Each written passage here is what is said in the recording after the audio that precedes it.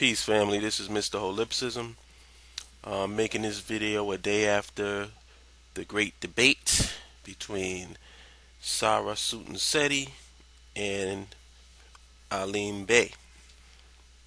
Black nationalists versus Morris Science Temple. I must say, had a chance to, meet both brothers.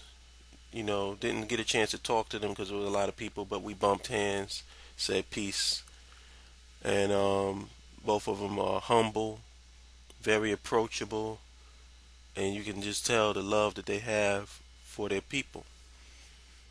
Um, the debate was dynamic. I think this SETI's first 45 minutes. I hope that they document. Well, I saw the cameras, and I'm glad that it was documented.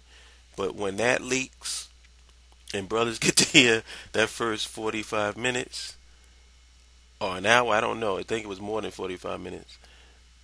It's gonna be like when Kumo D dissed Busy B.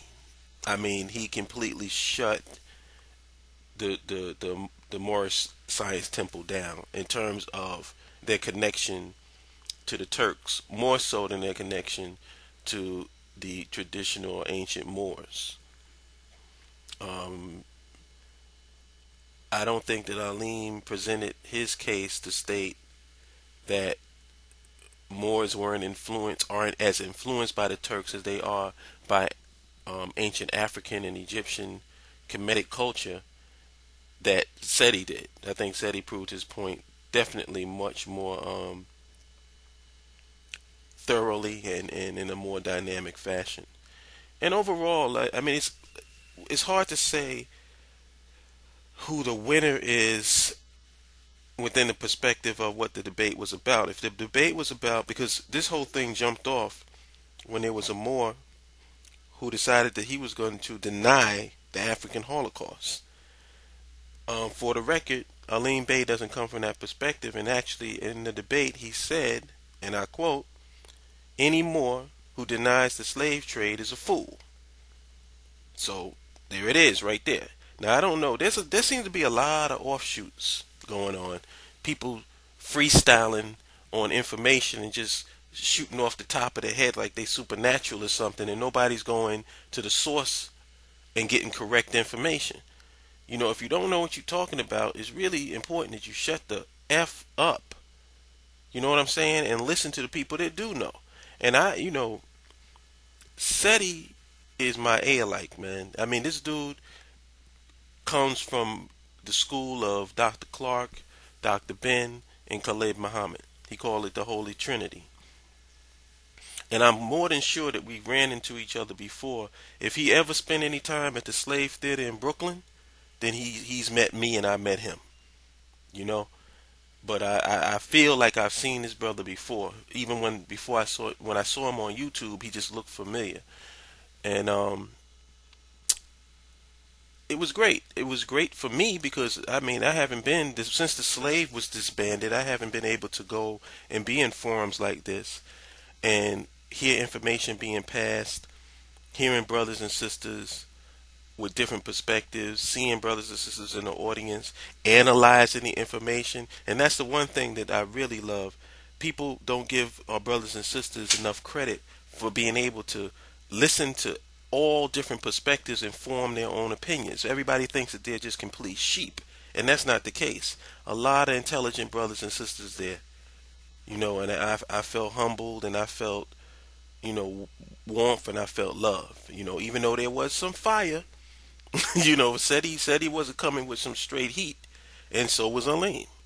They took their shots and whatever, but at the end of the day, when I saw the brothers interact with each other, there was no hatred there. There was love. But I just want to touch on the African Holocaust denial and the whole slavery issue. Um, Outside, when Seti was getting ready to bounce out, he was being interviewed, and he said something that really relevant to where I'm about to go. He said that the guy asked him what do you claim to be or whatever? And he said, African. He said,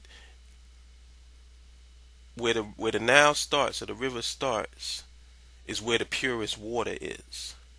And as it branches off from where the start is, it starts picking up impurities. So he wants to go to where the purest water is.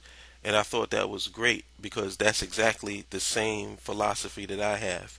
If we're going to unite off of something, then we need to unite off of where the origin of all of these faiths and all these beliefs started from.